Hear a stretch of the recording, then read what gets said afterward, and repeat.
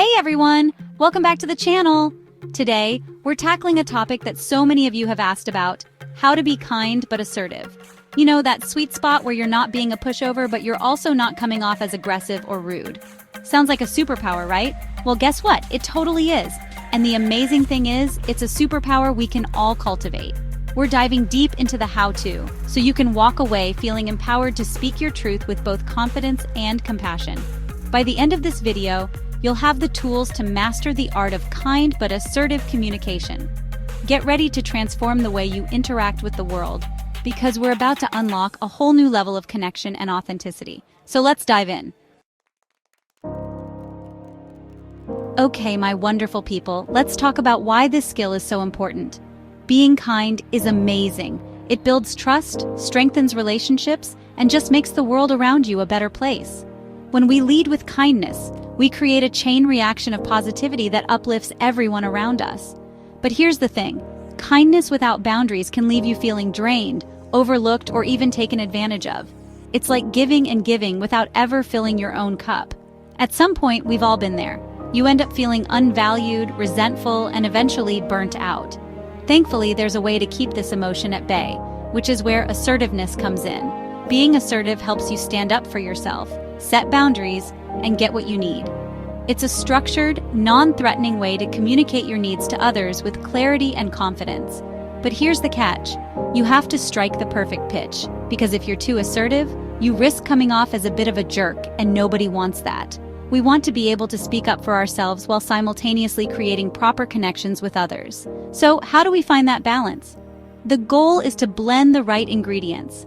Take a pinch of kindness to maintain the warmth during the interaction, a splash of assertiveness to ensure that you are being direct, and a dash of respect to ensure the lines of communication stays open. It's like being a warm but firm guide, someone who's both approachable and confident. Imagine a wise, loving friend who always has your back but isn't afraid to tell you the truth from a place of love, who does not just tell you things to make you feel good in the moment. That friend that in the long run saves you a lot of grief. That's the energy we're cultivating. We're going for that comfortable blend of compassion and courage, where you can show up authentically without sacrificing your needs or your well-being. All right, my friends, let's break this down into 3 simple pillars. Think of these as your cheat sheet for confident communication. Pillar 1, start using I statements. Please listen to this, as it is a game changer. Instead of saying, "You never listen to me," which can feel highly accusatory, instead, try this. Say, "I feel unheard when I'm interrupted. Do you feel the difference?" This simple shift in language changes everything. It shifts the focus to your feelings without blaming the other person. It's kind and unintrusive, but it also makes your point clear. Pillar 2, set clear boundaries. Listen up, my wonderful people. Boundaries aren't selfish. They're necessary. They're like fences around your heart, protecting your energy and well-being. For example, if a friend keeps canceling plans at the last minute, you could say, "Listen, I love spending time with you, but I need more notice if plans change." This is a statement that is kind but firm, and it sets a standard for how you expect to be treated. Pillar 3, practice active listening. Assertiveness isn't just about speaking up. It's also about truly listening and seeking to understand the other person's perspective. When someone shares their thoughts and feelings, show empathy by saying something like, "I hear what you're saying, and here's how I feel." This creates a two-way dialogue instead of a one-sided argument, by fostering connection and understanding. Now let's apply this to real-life situations. Because, let's be real, knowing the theory is one thing, but putting it into practice is where the magic happens. Scenario 1, at work. Imagine your boss keeps piling on tasks, and you're feeling the pressure. Instead of saying, "I can't handle this," as it might not be received very well. Instead, try saying, "I want to do my best work, but with my current workload, I'll need to prioritize. Can we discuss what's most urgent?" This shows you're committed but also respects your limits. You're owning your workload and advocating for your needs in a way that's both professional and assertive. Scenario 2, with friends. Let's say you have a friend who's chronically late. It's frustrating, right? Instead of stewing in resentment, try saying this: "I value our time together, but it's hard for me when you're late. Can we agree on a time that works for both of us?" This is kind, but also holds them accountable. Scenario 3, In relationships.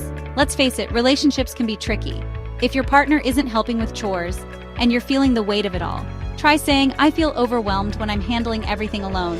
Can we share the load on the tasks that must be completed?" This opens the conversation without starting a fight, which keeps the space open for collaboration and understanding.